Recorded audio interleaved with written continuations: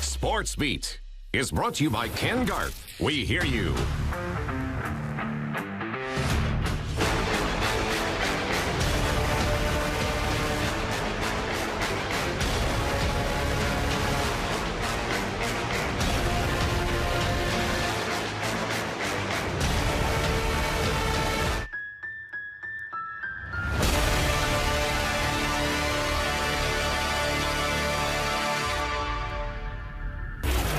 Thanks for watching SportsBeat on this Saturday, packed with live sports. JJ and Sam with you for the next half hour.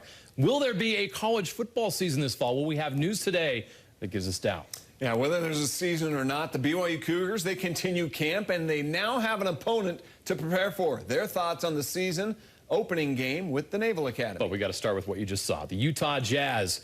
Who would you like to see the Jazz match up with in the first round of the playoffs? The Rockets? No. The Thunder? No. Or the Nuggets? Okay, I like that too. Well, if the Nuggets are your answer, like Sam, we got a preview this afternoon. Yeah, the Jazz had a full lineup against the Nuggets, too, after sitting out Friday in a loss against the Spurs. Donovan Mitchell, Rudy Gobert, Mike Conley, Royce O'Neal, they were all back. They had the fresh legs to face Nikola Jokic and company. And it was an awesome game. How would you like to see this in a first-round playoff series? Let's make it happen. The key matchup, Rudy Gobert versus Nikola Jokic. And in the first half, Rudy dominated that matchup. He outscored the Joker 14-2 in the first half. Rudy had success rolling to the basket on the high pick and roll. Ingles finding him. Niang finding him on the perimeter for the easy dunk. And then Rudy just going to hammer on Jokic. Oof. Dominating, cutting the rim, opening things up for the shooters on the perimeter. Great ball movement leading to hot shooting from three. The first half stats for the Jazz were crazy. 62% shooting from the field, 12 of 21 from three. That's 57%. 12 of 16 on catch and shoot threes. George Niang came off the bench and was on fire. 3 for 3 from three. Joe Ingles, he had 3. Jordan Clarkson, 4 of 6 from 3. Royce O'Neal, Mike Conley, Donovan Mitchell each made a 3. The Jazz made 22 threes in the game, and they led 63-49 at the half. But things would change midway through the third quarter. The Jazz 3 stopped falling, and the Nuggets stars found their rhythm. Michael Porter Jr. having a breakout performance in the bubble for the Nuggets. 2 points at half. He finished with 23. Ties the game at 90 in the fourth. Meanwhile, the Jazz go ice cold. They missed 11 of 12 field goals during a stretch late in the fourth. Donovan missing some bunnies at the rim. The Nuggets take advantage. Jamal Murray's been out with injury, but played against the Jazz, and he was a monster. So clutch. Gives Denver the lead with 40 seconds left. Next possession for the Jazz. Woof, another miss at the rim, and the Nuggets are going to make them pay. And look at Jamal Murray get out in transition. He's one of the best in the game at this. He had 23 points, 12 rebounds, and 8 assists. It looked like the game was over. The Jazz down 4 with 10 seconds left, but Joe Ingles comes up with a huge play, deflecting the inbounds pass off the hand of Michael Porter Jr. So the Jazz have life, and what a shot by Donovan Mitchell. The Jazz are within 1. After Nuggets free throw down 2, Donovan splits defenders and scores the game-tying bucket, and the Jazz force overtime. In overtime, Jazz fall behind 6 again, but fight back. Mike Conley and 1. Joe Ingles, another big 3. He's going to, after a Donovan Mitchell and 1, here comes Ingles with the 3. And then Donovan Mitchell with a big-time shot. The Jazz take a 2-point lead. The Nuggets tie it with free throws with less than 10 seconds left. Donovan clutch again. Trying to get the lead. Got it! 3.4! Mitchell's done it again! But Donovan left the Nuggets with 3.4 seconds. And that's all Jokic needs to force a second overtime. He had 3.4. He took 3.2. Heartbreak there. We get a second overtime. The Jazz without Rudy Gobert. He fouled out late in OT. Jokic keeps scoring. He finished with 30 points and 11 rebounds after having 2 at the half. He also had 7 assists, and this one hurt. A step back by Murray. What a game for him, playing hurt. Donovan finished with 35 points, but it wasn't enough. A great battle, but a learning experience for the Jazz. They hope pays off in the playoffs. Really the only reason why I'm upset, because I should know that. I should know that I should kind of attack around 4 or 3. That's a mental error on my part, and I feel like if I do that, hit the same shot, they don't have an opportunity to do that. So that's on me, and I definitely have that mental error. But at the end of the day, it's a learning process, and I'm glad we learned it now and not in like game 4 or 5 of the playoffs. What else happened in the NBA? Well, the Blazers a chance to move within a half game of Memphis for that 8th spot. Damian Lillard doing his thing, getting his own rebound, and cans the deep three-pointer. Let's just jump to the end of the game, though. This is where it got exciting. Rodney McGruder, pull-up 3. He's left open. He knocks it in to give the Clips the lead. Under 10 seconds, Portland down 3. Dame for the tie, and it's off. The Clippers hang on for the 122-117 win. Asking me about Patrick Beverly, who I sent him home before at the end of a game. Paul George just got sent home by me last year in the playoffs. So they know that the reason they're reacting like that is because of what they expect from me, which is a sign of respect. And it just shows what I've done at a high clip more times than not. So I'm not offended by it. If anything, it should just tell you how much it hurt them to go through what I put them through in those situations previously. Tough loss for the Blazers. Let's check in with the Lakers taking on the Pacers. LeBron James gives LA the lead with 3:30 left in the game. Less than a minute 30 left. TJ Warren, what a performance he has had in the bubble. Push shot floater, 3-pointer. TJ Warren, 39 points. 7 in the last minute 30. And the Pacers beat the Lakers. He's been outstanding in Orlando. Well, the Suns are a game behind Portland for the 9th spot in the West, facing the Heat tonight. Devin Booker averaging 28 points per game in the bubble. The dunk cuts the lead to 2. Another Booker dunk, that one from Rubio. Booker's going to drive in, and this will count to seal this win. The Suns are unbeaten in Orlando. Well, after the first round of the PGA Championship, Tony Finau was in contention, tying his career low for an opening round at a major. Yesterday, the course fought back a bit, making things tough on everyone in the field. Tony shot even par. He was 5 back of the leader to start round 3 today. After shooting par on each of the first 3 holes, he has a putt here for eagle on the 4th green from downtown. And he had the right pace, but he just misses the mark. He would get the birdie, though. His approach on 6 sets himself up for another birdie try. This is a thing of beauty. And, of course, you know what he's going to do there, another birdie putt. On the next green, another chance for Bird to drop to 6 under. He's tied for second at that point. Finau would give a shot back on the next 9 holes, but on the 17th from 50 feet away, sinks the birdie. He walks into the clubhouse 6 under, 3 back of the lead. Well, if you thought Tony's putt was pretty good, how about this one from Bryson DeChambeau on the 18th green from 95 feet? Are you kidding me? He's also in at 6 under par. Who will Tony be chasing tomorrow? Well, Scotty Scheffler birdied 15, 16, and 17. He's -8 for the tournament, tied for second with Cameron Champ. Dustin Johnson is leading the pack, though. Birdie 17 there to move to 9 under par, and he is leading heading into the final round tomorrow. A step up by Wilson. The man is open! Tyrus Tonga. Caught what a grab! By the line by Austin Lee. Down and in, touchdown! Puts on speed 5, on a straight touchdown! He got in, and the Cougars win! The upcoming college football season is constantly developing operation in the midst of this coronavirus pandemic. Leagues going to conference-only play, teams like BYU losing several games on the schedule, and now a decision that takes another game from BYU's schedule. The Mid-American Conference has announced it will suspend all fall sports, which includes football. That means BYU's game against Northern Illinois in October has now been postponed. The MAC is considering spring football, but no official announcement has been made there yet. The decision by the MAC may be the first in many dominoes to fall in the college football landscape. Reports out that presidents from the Big Ten schools are meeting over the concern of playing this fall. A decision could be made to push their conference-only season to the spring as well. The We Are United players in the Pac-12 sent a scathing letter to Pac-12 Commissioner Larry Scott following their Thursday meeting. players saying they left the meeting disappointed and deeply concerned that he isn't taking their concerns seriously. They criticize the lack of daily testing and are concerned of the potential ramifications of athletes playing sports before it is adequately safe enough to do so.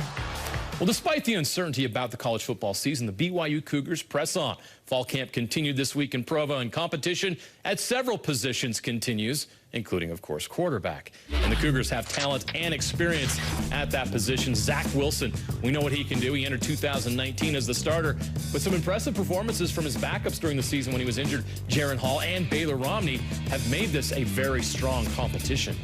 Anytime you have a competition, everybody wants to know who's got the edge, and certainly we're not in position to say that, but anytime there's a competition going on, whether it's at tight end or right guard or quarterback, the guy who has the most experience tends to hold an edge. And, you know, I would say for that reason, Zach's played a little bit more, so he's got a little bit more knowledge. But as everyone knows, Jaron and Baylor are not only talented, but proven now, and played in big games and performed well. All right, so with that MAC announcement earlier, 7 games have now been dropped from BYU's schedule this fall. 1 has been added. It was announced on Thursday that BYU would be opening the season against Navy in Annapolis, the first in a home-and-home agreement. This game will be played in one of the most coveted TV spots in sports as well. Monday Night Football on ESPN on Labor Day, September 7th.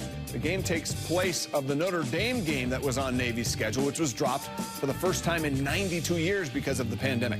Both coaches, though, say it's a great fit.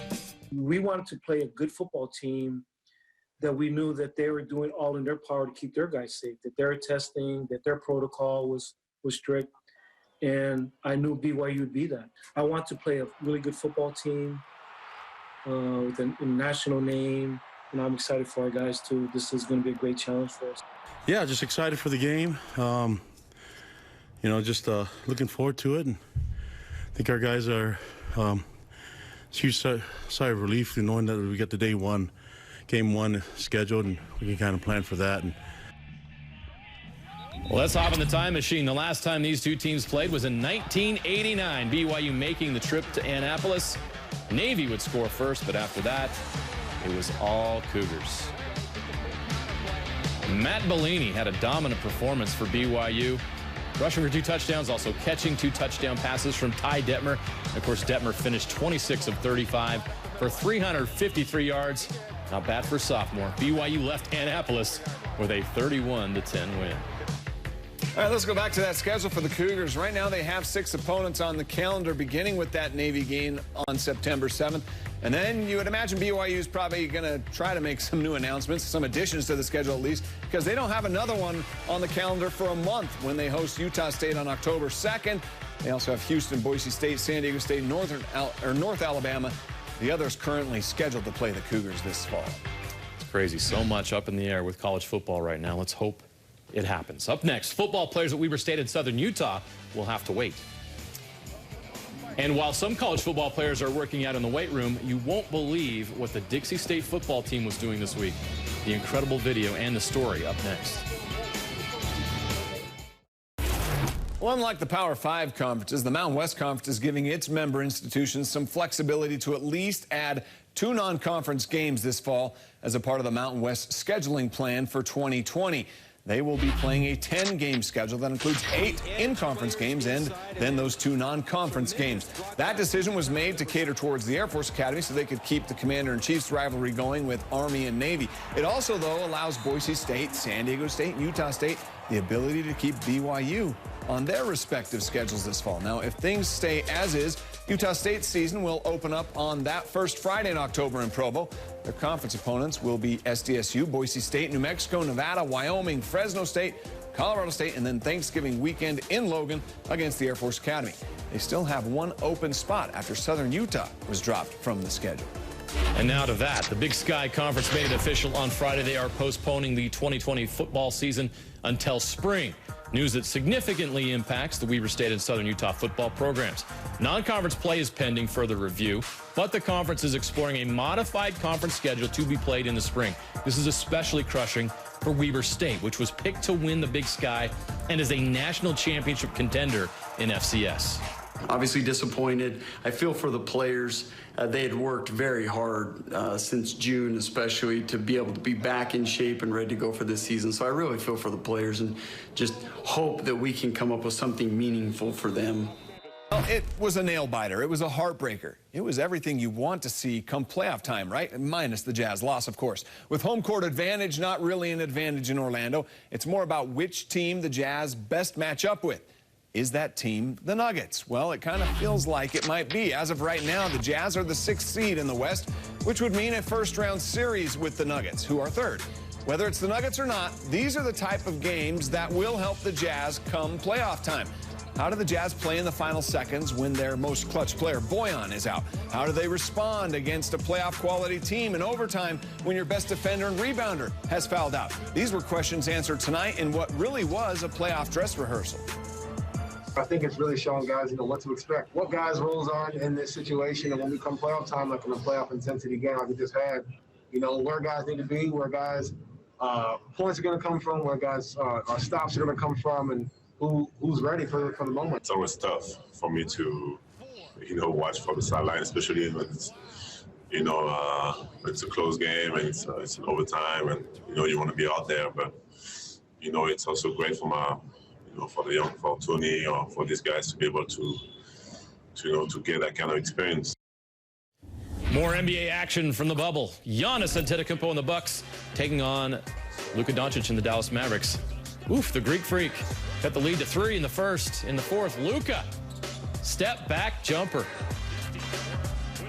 Later on, Giannis is going to bring the dunk, bring the pain. This game's actually in progress still. Overtime. More drama in the NBA in Orlando. Well, good news for Major League Soccer. The league announcing Saturday that Real Salt Lake and the rest of the league will resume regular season play in their home markets, and it begins on Wednesday. Group play from the MLS's back tournament counts towards the regular season, so RSL won't actually resume play until Saturday, August 22nd, for a game in Denver against the Colorado Rapids. 4 days after that, Wednesday, the 26th, RSL will be back at Rio Tinto for a game against LAFC. They'll have road games against Portland and Minnesota as well, and home games against Seattle and Colorado. We're excited to be back at home. It's, there'll be family around, and anytime any of us, staff, players, I'm sure you guys are the same, the comfort level is so much nicer when you're at home, and the rest periods go a long way when you're comfortable. Now for the best story of the week. The Dixie State football team was at the right place at the right time on Friday afternoon in St. George during a team hike up Dixie Rock. The Trailblazers saw a woman in trouble as she was stuck midway down the rock with her hair caught in her rappelling gear. They were able to assist. The woman is safe, and the football players were able to be part of this rescue. What a moment for that Dixie State football program. And we are grateful, everyone's grateful, that they were in the right place at the right time. That is outstanding. All right, now to the best of the bigs. Long balls and gold gloves. It's all coming when we get back. Despite some teams running into issues with COVID-19, Major League Baseball continues to power forward. Yeah, and a lot of great action going on today in Major League Baseball. We'll get right to it. How about a home run derby in Pittsburgh? Yeah, Nico Goodrum leads off the game with the long ball to left. 2 batters later with a runner on, Miguel Cabrera. He hits one to left as well. A 2-run shot there, and they're not done. Next batter, C.J. Cron. Straightaway center field. Derek Holland, he just can't believe it at this point. 3 home runs. They couldn't make it 4, could they? They do. They must have eaten their Wheaties this morning, that's for sure. A lot of homers there. Tigers score 11. They win by 6. Orioles trail the Nationals 3-0 entering the 8th inning when Baltimore's bat started heating up. Pat Valaika on the pitch hit. A solo shot gets the Birds on the board. Next batter, Pedro Severino, another pinch hitter, and another home run to cut the lead to 1. A couple batters later, 2 on for Anthony Santander, and he takes it to the opposite field. A 5-run inning, and Baltimore wins 5-3. They're looking for the sweep over the defending champs tomorrow. The best record in baseball belongs to the Oakland Athletics. They're hosting the Astros. Marcus Semien leading things off with a solo shot to put the A's up early. Then in the 8th, Matt Chapman with a bit of insurance. Another solo homer.